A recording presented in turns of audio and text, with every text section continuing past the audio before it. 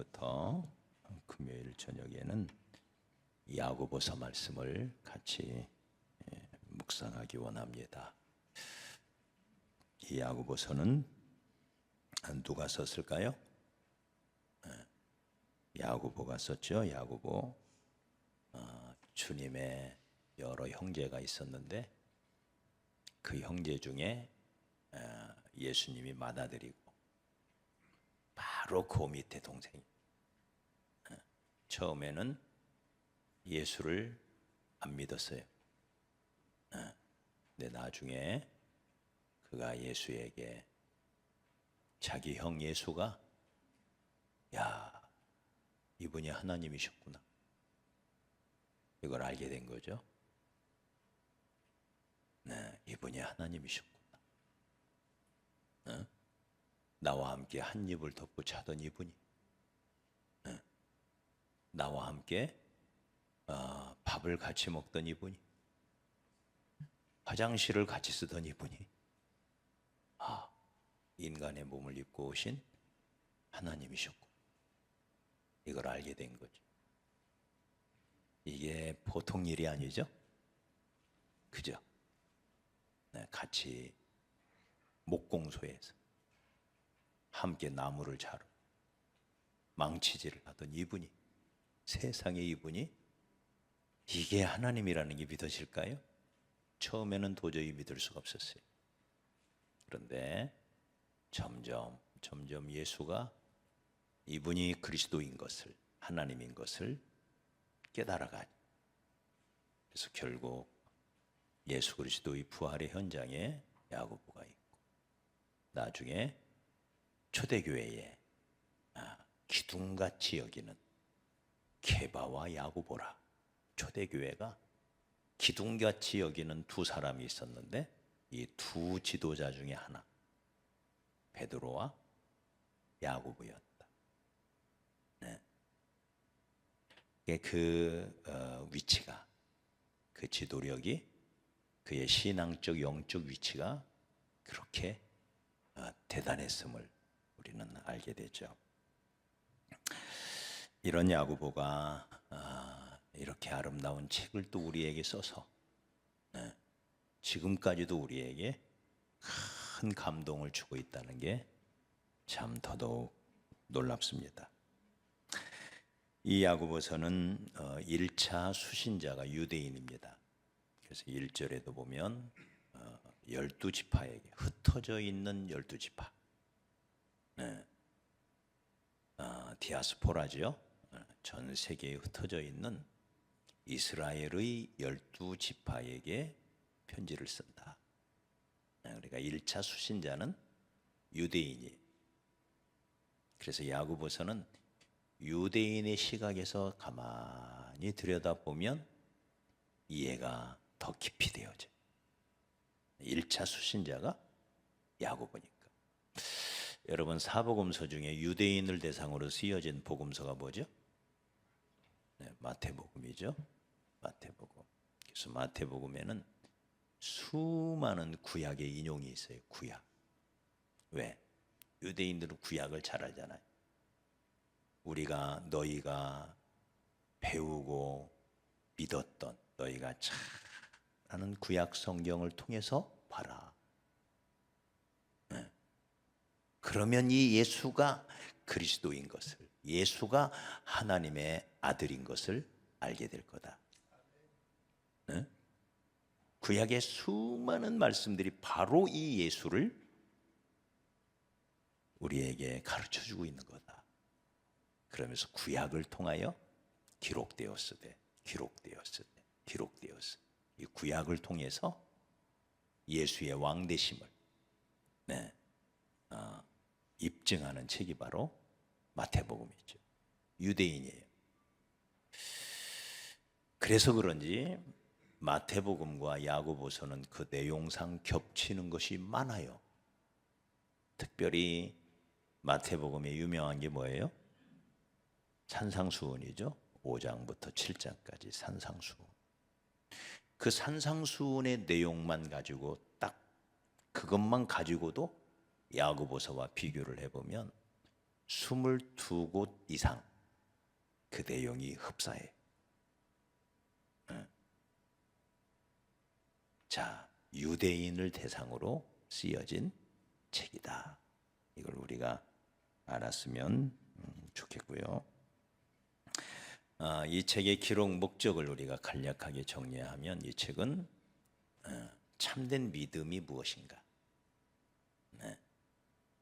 참된 믿음은 행함으로 입증되어야 한다. 이게 야고보서의 주제. 다시 따라합시다. 참된 믿음은 행함으로 입증되어야 한다. 그래서 행함이 없는 믿음은 죽은 것이다. 그래서 이 야고보서의 기록 목적은 우리 기독교 신앙에서 가장 본질적인 중요한 것이 이신득의잖아요. 이신칭의. 믿음으로써 의롭다함을 얻는다 그 말이에요. 믿음으로 의롭다함을 얻는다. 내 행함이 아니라 오직 믿음으로, 오직 예수 그리스도의 은혜를 받아들임으로 그 말이에요. 예수님이 이루신 것을 내가 믿음으로 받아들임으로. 그래서 예수의 그 온전한 의가 우리에게 전가되어진다. 그 의롭다함을 얻게 된다. 이게 가장 중요한 교리 중의 핵심입니다. 믿음의 교리. 근데 이것을 잘못 오해를 하다 보면 간혹 그래, 믿음으로 구원받아. 그러면 행함은 필요 없어. 선행 그 신경 쓰지 마. 믿음으로 구원받는 거야. 이러다 보면 행함이 약화될 위험성이 있어요. 절대 그게 아니죠. 우리가 믿음으로 우리의 죄사함을 받는 것은 맞지만 죄사함을 받은 이후로 우리는 의롭게 살아야죠. 맞아요? 그래서 의롭게 사는, 선하게 사는 것은 구원받기 위함이 아니라 구원받았으니까, 하나님의 자녀가 되었기에 우리는 이제 하나님의 백성답게 의롭게 선한 일, 착한 일 많이 해서 하나님의 영광 나타내고, 그것이 우리에게 영원한 상급으로 주어지는 이 원리를 우리가 잊지 말아야 하겠습니다. 할렐루야. 은혜로 믿음으로 구원받는 건 틀림없지만 그 다음에 선행은 의미가 없는 게 아니라 선행은 우리의 삶의 방식이어야 한다. 그래서 너희는 선한 일을 위하여 지으심을 받은 자다. 뿐만 아니라 참된 믿음 그 자체가 행함이 따라야 돼. 만약에 권사님, 내가 사랑하는 줄 알죠? 내 사랑하는 거 믿지요? 그렇게 말은 하는데 사랑하는 행동을 한 번도 안 하면 사랑하는 거예요, 안 하는 거예요? 안 하는 거죠. 입으로만 하는 거짓이죠, 거짓. 진짜 사랑하면 사랑의 표현이 있어야죠. 맞아요?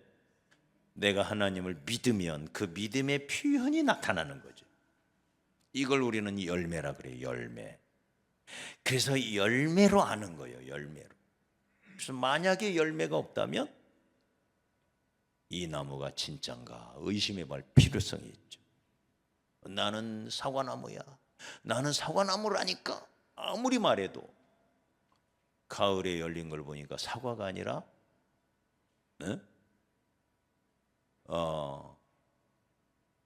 이 뭐예요? 조그마한 사과를 무슨 사과라고 그래요?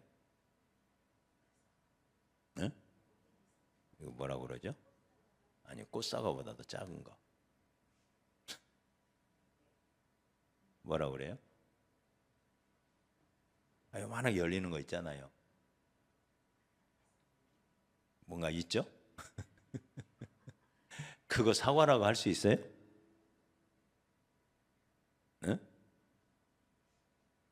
나 사과야 아무리 말을 해도 나중에 열린 걸 보니 요만한 뭐라고 하잖아요 그거.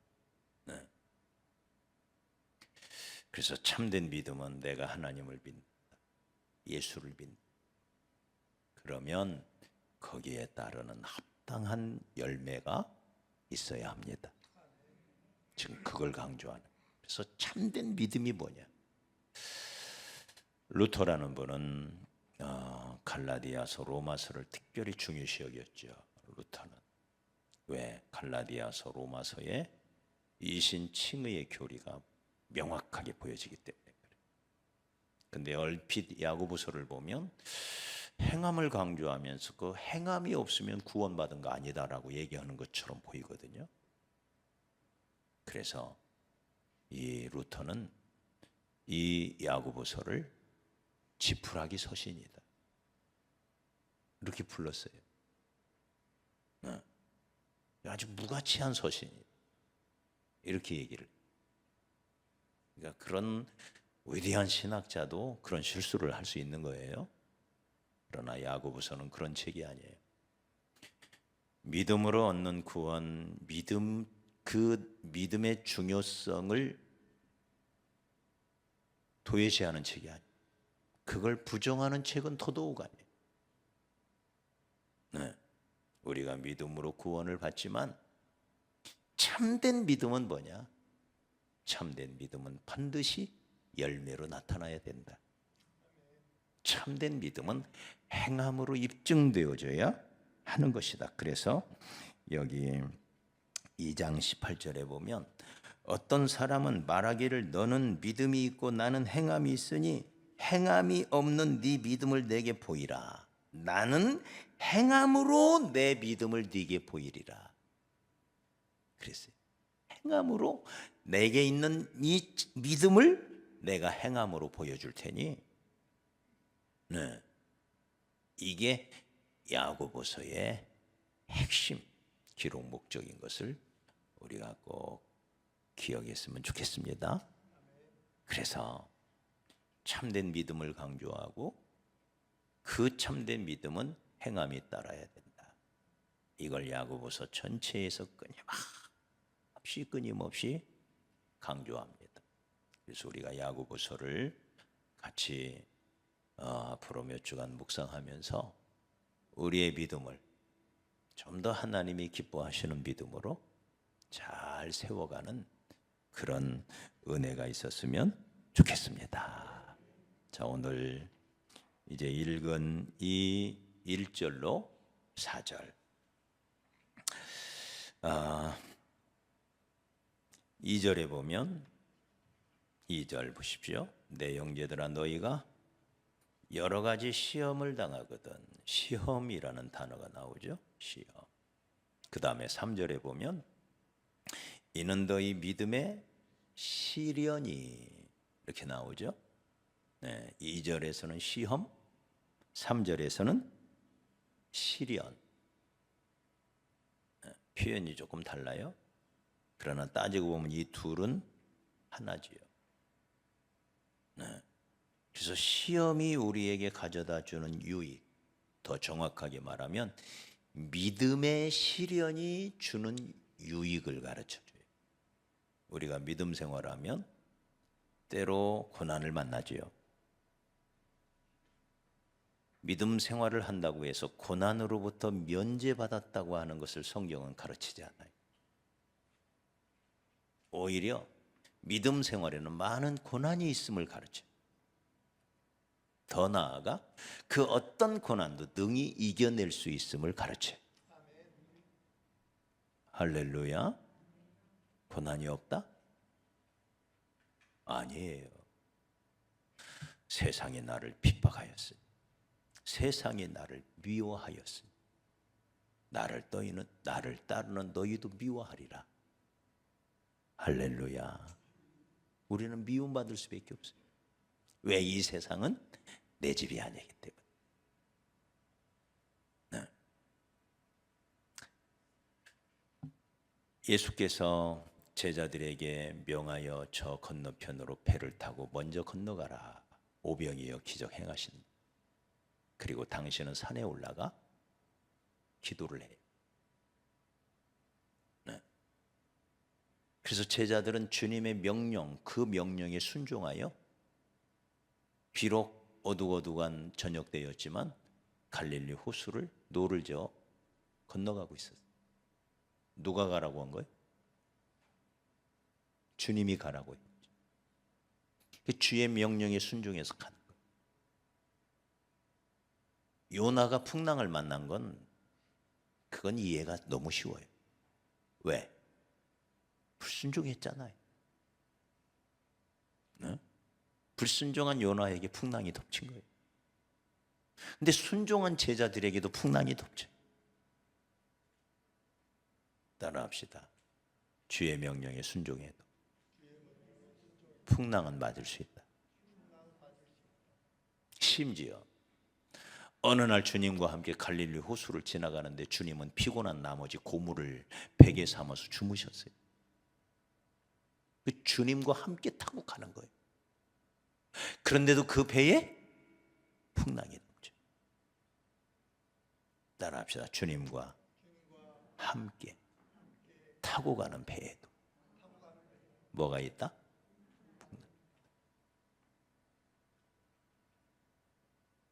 이게 이 세상을 살아가는 그리스도인의 모습이. 너희가 세상에서는 환난을 당하라. 그러나 담대하라. 내가 세상을 이기었노라. 따라합시다.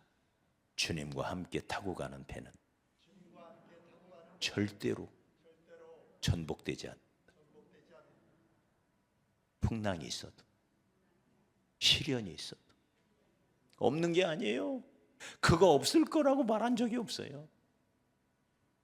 그렇지만 절대로 그 배는 전복되지 않아. 둘 중에 하나를 하면 돼.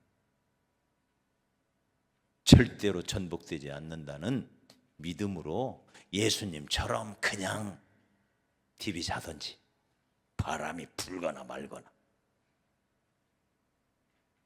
여러분 잠자는 아이 요람에다 올려놓고 흔들어대면 더 잘 자죠? 아니에요? 이게 예수님이에요. 예수님. 흔들어대니까 더 잘 주무시는 거야. 예수님은. 네. 아니면 잠든 예수님을 빨리 깨우든지. 맞아요? 둘 중에 하나를 해야지.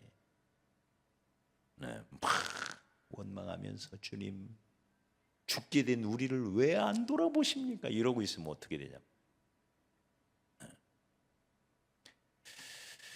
자, 그렇기 때문에 우리에게 찾아오는 시험과 이 시련 우리가 어떻게 맞닥뜨려야 할까? 네. 우리 인생의 바다에 예기치 않게 찾아오는 이 거친 풍랑을 우리가 어떤 자세로 맞이해야 할까? 이건 항상 우리의 숙제죠. 아마 오늘 하루도 아침부터 저녁 이 시간까지 살아오는 중에 여러 가지 시련을 만나셨을 수도 있어요. 오늘 하루만에. 내 마음을 찌르는 어떤 소식을 들을 수도 있었고요. 네. 여러 가지. 그래서 오늘 이 말씀 속에 보면 너희가 여러 가지 시험을 당하거든. 그렇게 말해요. 시험의 종류가 많다는 거예요. 네. 종류도 많고 크기도 다양하고 모양도 다양하고 색깔도 다양하고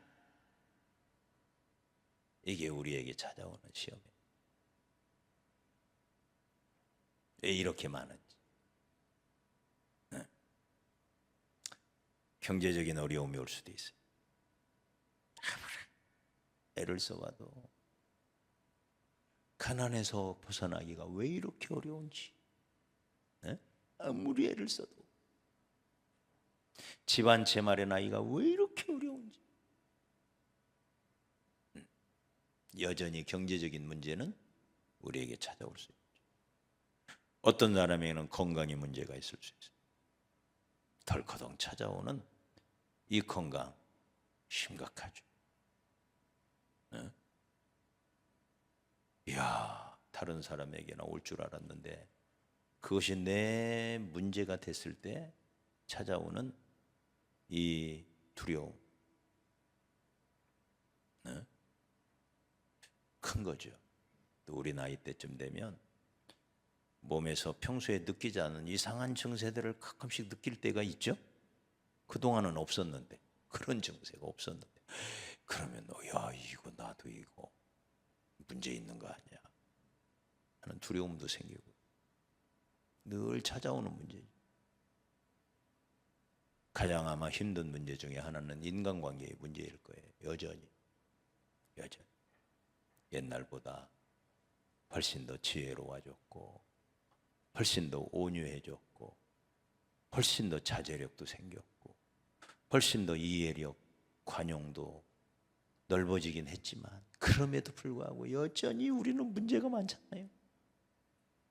그래서 또 관계가 흐트러지고 망가지고 오해가 생기고, 네? 끊임없는 관계의 문제가 우리를 찾아. 나는 그런 거 없어, 이렇게 말할 사람이 누가 있어? 다 있죠. 내 주변에 나와 똑같은 사람이 어디 있어요? 네? 내 마음에 속드는 사람이 어디 있어요?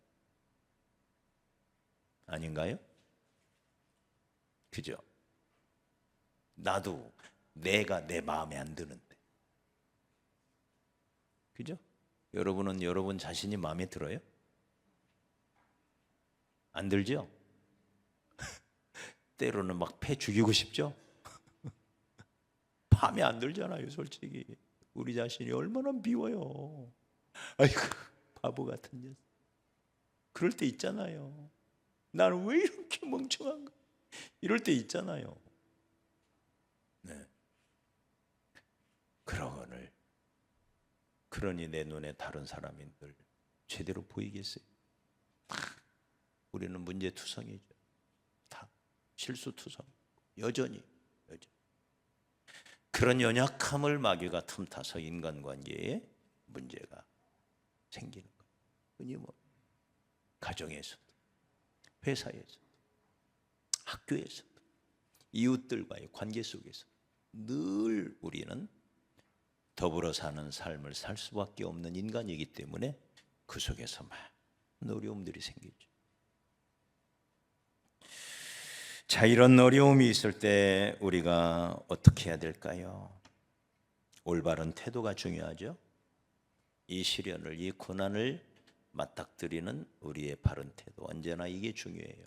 어떤 태도로, 어떤 자세로 우리에게 찾아오는 이 불청객을 어떻게 맞닥뜨릴 것인가.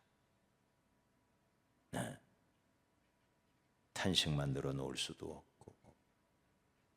시리와 좌절에 빠질 수도 없고, 불평 불만 속에서, 다 그리스도인의 방법이 아니잖아. 우리 그리스도인은 어떻게 해야 할까? 그냥 참기만 하면 될까? 참아야 돼요? 막 어떤 고난이 와도 막 참아야 돼요? 참는 건 중요하죠. 그러나 무조건 참는다고 또 해결이 안 돼요. 그러다 보면 그게 화병이 생겨. 어떻게 해야 될까? 네. 그래서 오늘 이 말씀에 보면 우리에게 두 가지를 제시하죠. 먼저 우리 2절 같이 한번 읽어요. 2절 다시 한번 시작. 내 형제들아, 너희가 여러 가지 시험을 당하거든 어떻게 하라고요? 기쁘게 여겨라. 우리말 그대로를 풀이하자면 기뻐하라라고 되어 있지 않고 어떻게 하라고요?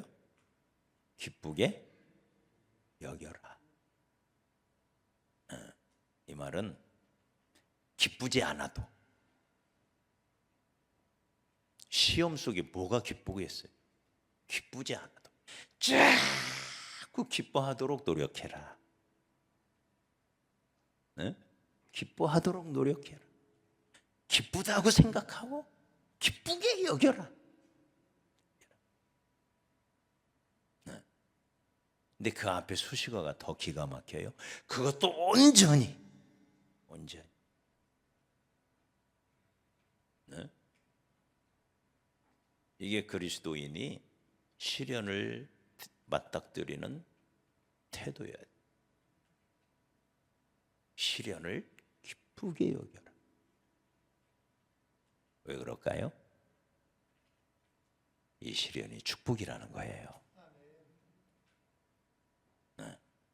이 시련이 하나님께서 우리에게 부어주시는 축복이기 때문에 이것이 우리의 상급이 되고 이것이 우리에게 유익을 가져다 줄 것이기 때문에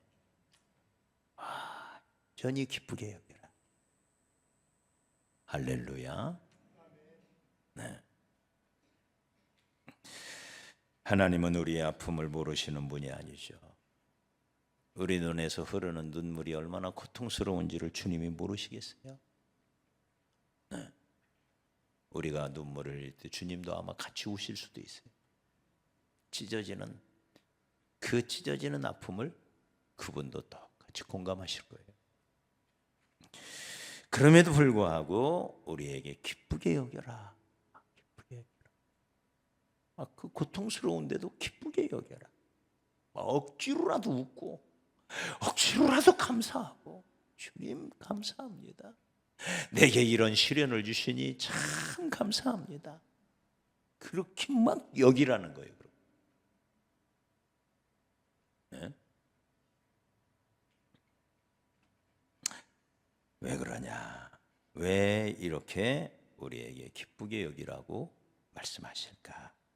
우리 또 4절, 3절, 1절 3절. 자, 시작. 이는 너희 믿음의 시련이 자, 뭐를 만들어낸다고요? 인내를 만들어낸대. 인내. 네. 인내를 만들어낸다. 이 말이 좀 어렵죠? 이걸 쉽게 풀면 이런 시련을 통해서 우리는 단단해진다. 네? 이런 시련을 통해서 성숙해진다. 이런 시련을 통해서 참는 법도 배우고 견디는 법도 배우고 이런 모든 시련을 이것이 앞으로 더 크게 찾아올 시련을 이겨낼 수 있도록 우리를 준비시켜준다. 좀 더 구체적으로 4절에 보면 이걸 이렇게 설명을 해요. 4절에서 우리에게 인내를 이룬다는 게 어떤 의미인지 4절을 봐봐요. 시작. 인내를 온전히 이루라. 이는 너희로 온전하고 구비라고 하는 것은 하나님의 일을 할 수 있고 하나님의 축복을 받을 수 있는 준비를 갖춘다. 그 말이에요. 내게 주어진 사명, 하나님 앞에서 감당해야 할 모든 일들을 잘 할 수 있도록 준비를 시켜주는 거예요.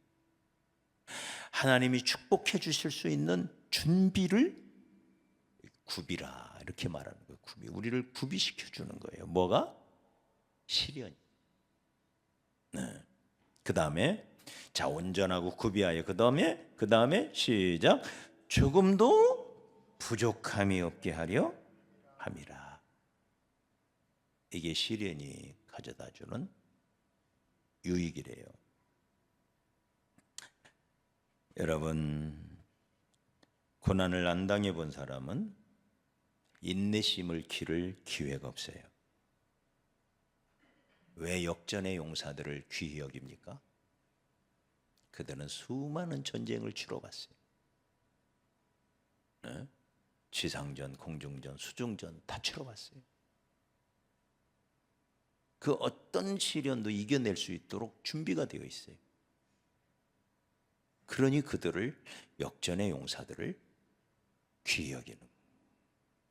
그래서 하나님은 저와 여러분이 온실 쪽에 화초처럼 크지 않기를 원해요. 그래서 우리에게 감당할 만한 시험을 자꾸 주시는 거예요. 감당할 수 없는 시험은 안 줘요. 네? 그것 때문에 뒤로 나빠질 수밖에 없는 그런 무지막지한 시험을 하나님은 우리에게 허락하시는 분이 아니에요. 어떤 시험? 감당할 수 있는 시험을 줘요. 할렐루야. 오직 하나님은 미쁘사 너희가 감당할 수 있는 시험, 그리고 시험 당할 즈음에 반드시 뭐를 줘요? 피할 길을 주셔서 네?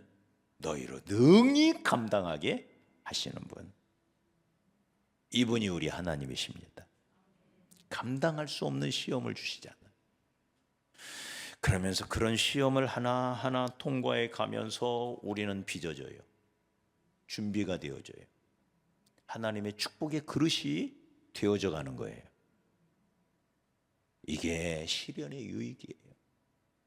그 시련 없는 세상 있을 수도 없지만 하나님은 그런 시련을 통해서 우리를 점점 온전한 자로 구비시켜 간다는 거예요. 여러분, 처음에 군대에 가면 논산훈련소를 들어가요.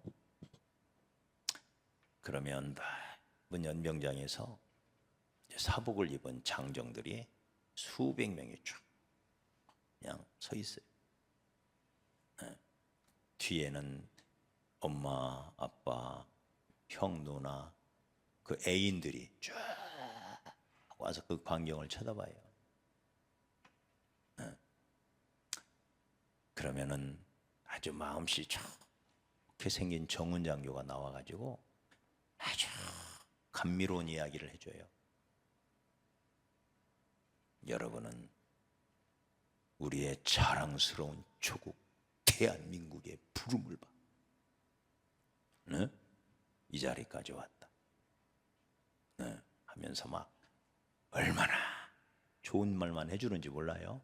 그러면 가슴이 그냥 두근두근하고 말이에요. 맞아, 내가 남자로서 대한의 건하로서 네?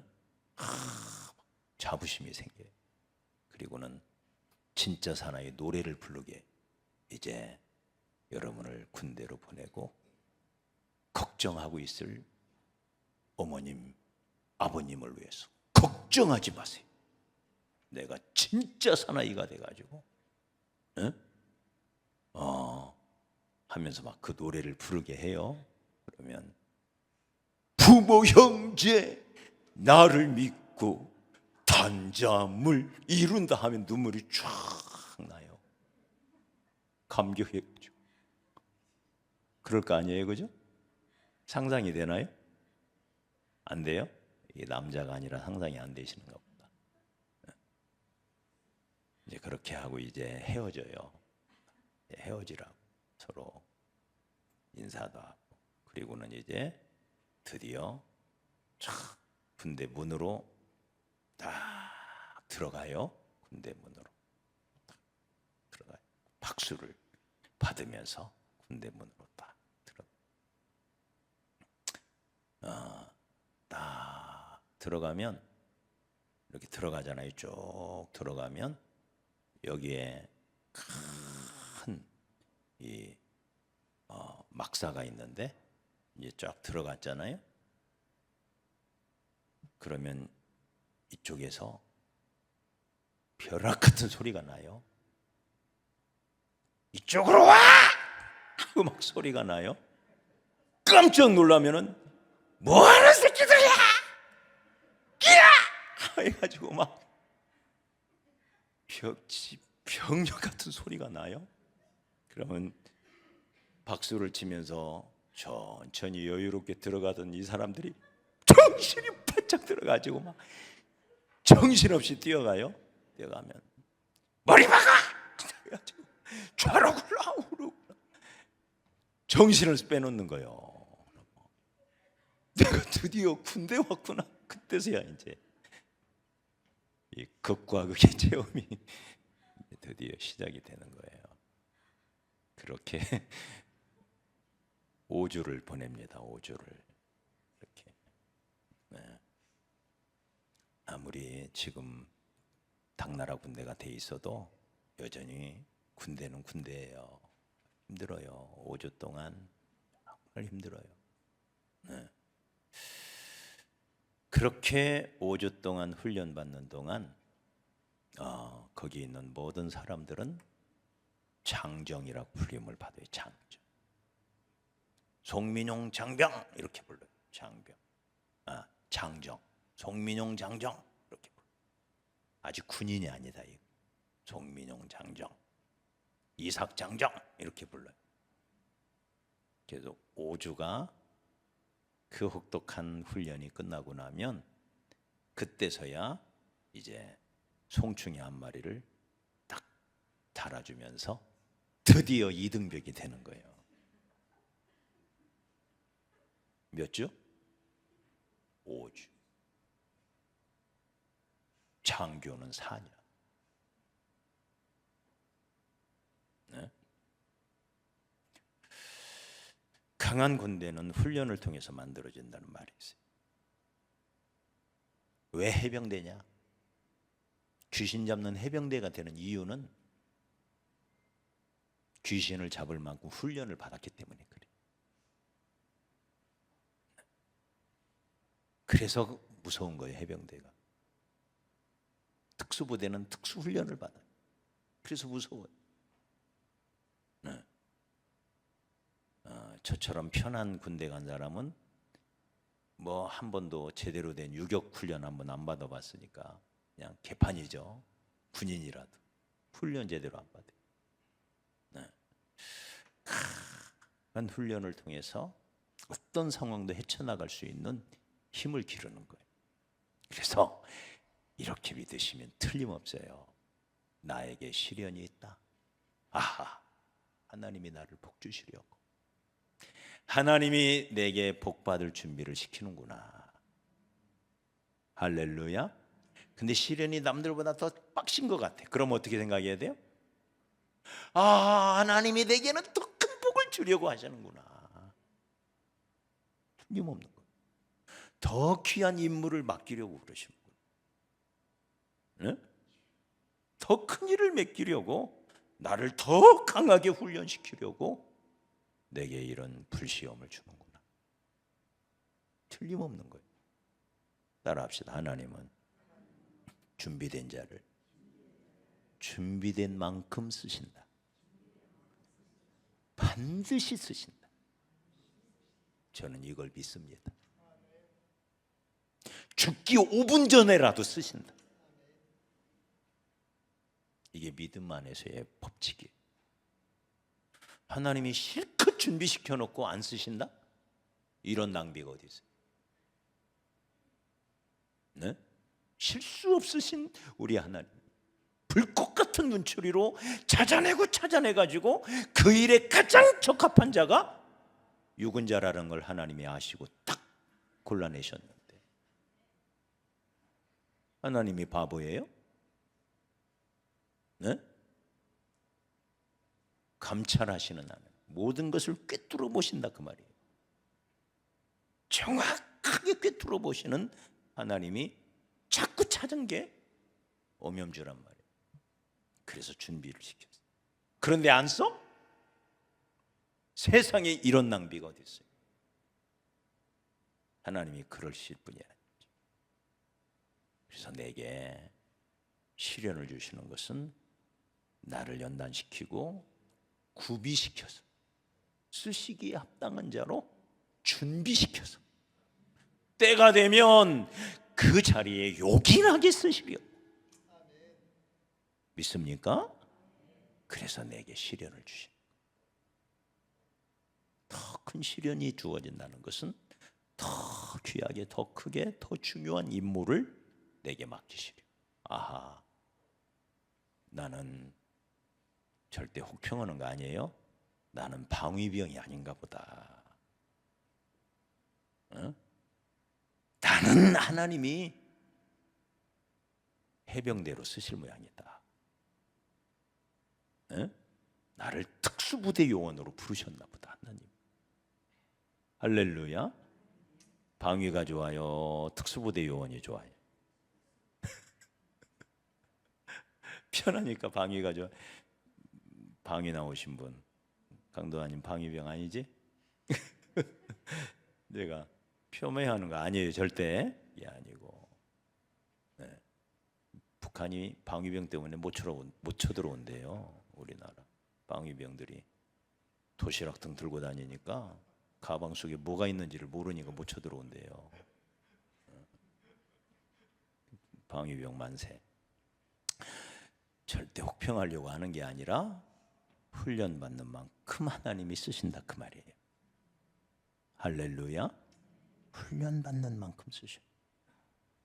그러니 너희가 시련을 만나거든 온전히 기쁘게 여겨라. 아, 기쁘다. 아, 기쁘다. 하나님이 나를 쓰시려고 힘들어 죽겠어도 그렇게 여기라는 거예요. 할렐루야. 네. 내게 큰 복을 주시려는 하나님의 놀라운 계획이 거기에 있기 때문에 우리에게 시련을 주신 하나님 찬양합니다. 할렐루야. 할렐루야. 네. 내게 고난을 주시는 하나님, 시련을 주시는 하나님. 네. 그러나 그 시련이 절대로 끝이 아니고 그 시련을 통해서 나를 연단시키고 나를 구비시켜서 네. 축복의 그릇으로 온전히 빚으셔서 그것 때문에 시련을 주는 거예요. 그런 계획 때문에. 네. 사실을 우리가 알고 어려울수록 힘든 일이 막 입에 단내가 날 정도로 밤이 잠에 오지 않을 정도로 고통스러운 일을 만나면 온전히 기쁘게 여겨라. 그렇게 주장하며 믿고 나아가라. 그래서 오늘 말씀이 시련을 맞닥뜨릴 때 우리 심령 속에서 살아나가지고 이 말씀이 우리의 삶을 이끌어가는 그런 은혜가 있기를 주의 이름으로 축복합니다.